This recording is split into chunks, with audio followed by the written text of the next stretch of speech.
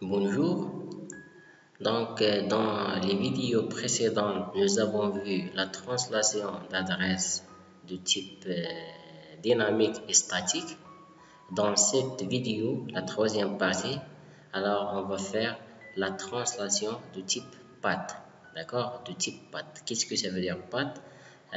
Pour address translation, alors on va utiliser une seule adresse publique pour communiquer entre notre réseau privé 0 et le réseau numéro 1. D'accord? Par exemple, on a l'adresse publique 80.0.0.30. Alors, on va utiliser par exemple cette adresse pour transmettre toutes les informations, tous les messages qui viennent de notre réseau 0 vers notre serveur web, par exemple. Donc, par exemple, si le premier PC il veut communiquer avec le serveur web, qu'est-ce qu'il fait le retour? Il prend un numéro de port pour le premier PC. Par exemple, le premier PC, on a le port numéro 1. D'accord? Alors, quand elle transmet l'information avec ce numéro vers le serveur web, quand l'information revient vers notre réseau 0, qu'est-ce qu'il fait le retour? Il prend l'adresse, il voit à quel port appartient, elle trouve que c'est le numéro 1, c'est-à-dire le premier PC, alors elle va faire la translation de cette adresse vers l'adresse IP de ce PC. Par exemple, si elle trouve le port numéro 2 à côté de l'adresse, alors qu'est-ce qu'il fait? Il comprend que cette adresse, ce port, numéro de port, c'est le numéro du deuxième PC.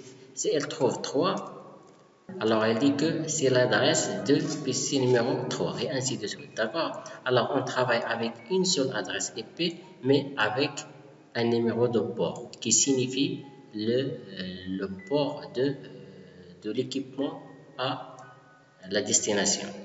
Alors, pour faire ce type de translation path, on passe vers notre retour. D'accord? Voilà. Alors, on va démarrer notre retour. On passe vers le mode configuration. D'accord? Conf terminal. Configuration terminal. Maintenant, on va déclarer l'interface interne et l'interface externe, ce que nous avons fait pour les deux premières parties. Alors, on déclare int fa00. Alors, c'est l'interface interne. Alors, on va déclarer ip nat inside. Alors, c'est-à-dire l'interface interne. Je sors de cette interface. Je vais déclarer l'autre interface. Cette interface, c'est int se20. C'est bon, c'est l'interface serrée avec le réseau public. Alors, c'est une interface externe. Alors, on va déclarer ipnat outside. C'est bon? Et voilà, maintenant, j'ai déclaré sur notre retour qu'il est l'interface interne et qu'il est l'interface externe. Je sors de cette interface. Qu'est-ce que je fais maintenant? Je vais créer une liste des adresses IP publiques. C'est-à-dire, pour notre réseau 0, quelles sont les adresses IP publiques qu'on va translater?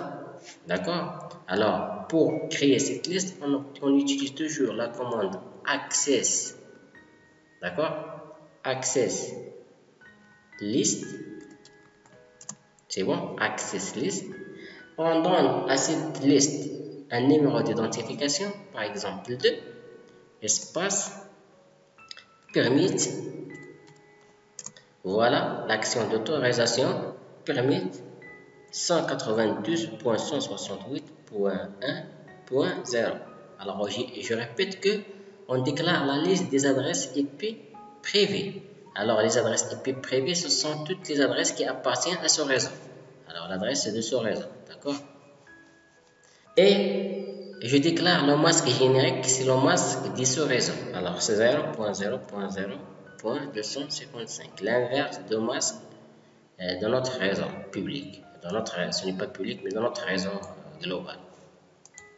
Voilà, maintenant j'ai déclaré la liste des adresses privées. Je vais déclarer la liste des adresses IP publiques. IP NAT, espace, pool, espace. La nomination de cette liste, on déclare par exemple une liste qu'on l'appelle P2, d'accord, public, P2. Et la marge, la plage des adresses. Alors, on a une seule adresse. Alors, on va déclarer une seule adresse. Alors, par exemple, 80.0.0.30, par exemple, espace. Alors, c'est l'adresse du début. Alors, on va déclarer à côté l'adresse de fin. Alors, puisqu'on travaille avec une seule adresse, alors on va déclarer la même adresse.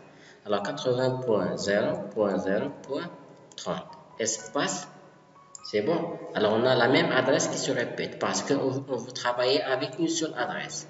Maintenant, qu'est-ce que je fais? Je déclare le masque. Alors, net, masque, espace 255.0.0.0.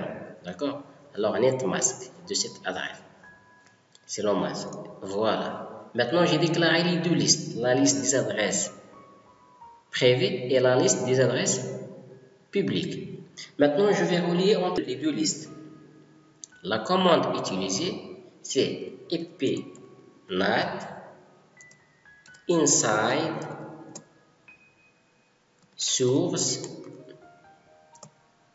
liste numéro 2, c'est-à-dire la liste des adresses IP privées, espace pool P2, c'est-à-dire la liste des adresses publiques. À côté, on ajoute la commande overload. Qu'est-ce qu'il fait cette commande? Elle va affecter à toutes les adresses qui appartiennent à ce réseau privé la même adresse publique, d'accord? Overload. Si on n'utilise pas cette commande overload, alors si le premier PC envoie l'information à travers cette adresse, alors quand il est en communication, alors les deux PC 2 et 3, ils ne peuvent pas communiquer avec le serveur. Pourquoi? Parce que l'adresse de translation est occupée. Si on utilise overload, alors overload, qu'est-ce qu'il fait? Il va affecter cette adresse à tous les utilisateurs, mais en fonction d'un numéro de port. C'est bon, alors il faut ajouter overload pour le cas de la translation path. Entrée. Maintenant, j'ai terminé les commandes. Pour visualiser la translation, je vais écrire la commande debug. Debug, d'accord? IP NAT. C'est bon, debug IP NAT pour afficher la translation des adresses au niveau du retour entre l'émetteur et le récepteur. Alors, entrée, je passe vers la transmission des messages entre le réseau 0 et le serveur. Alors, un ping entre le premier PC et le serveur, un ping entre le deuxième PC et le serveur, un ping entre le troisième PC et le serveur. Et si vous voyez bien, on a toutes les communications sont bien faites. Réussite. Je passe maintenant vers le retour. Voilà. Alors, on prend la première adresse. C'est l'adresse du premier PC. D'accord? 192.168.1.0. Alors, qu'est-ce qu'il fait le retour? Il fait la translation de cette adresse vers l'adresse 80.0.0.30. D'accord? Alors, c'est l'adresse IP publique. Alors, cette adresse, elle se communique avec l'adresse de serveur web 192.168.2.2. C'est bon? Alors, si le serveur veut communiquer avec le PC, vous voyez, alors voilà l'adresse du serveur, il se communique avec l'adresse de public et le retour fait une translation de l'adresse vers l'adresse de notre PC. D'accord?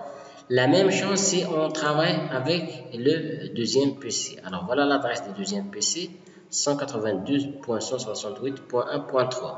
Alors le PC fait une translation, la flèche signifie une translation vers l'adresse 80.0.0.30. D'accord, c'est la même adresse.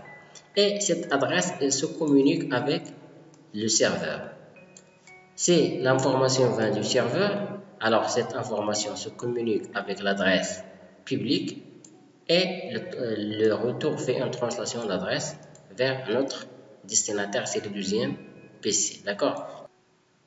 Concernant la translation d'adresse de type PAT, nous avons vu qu'une seule adresse, on peut communiquer avec une seule adresse entre les différents équipements et le serveur web. D'accord? Alors, si vous avez des questions ou des remarques, vous pouvez nous contacter sur notre chaîne YouTube ou sur notre page Facebook. Au revoir.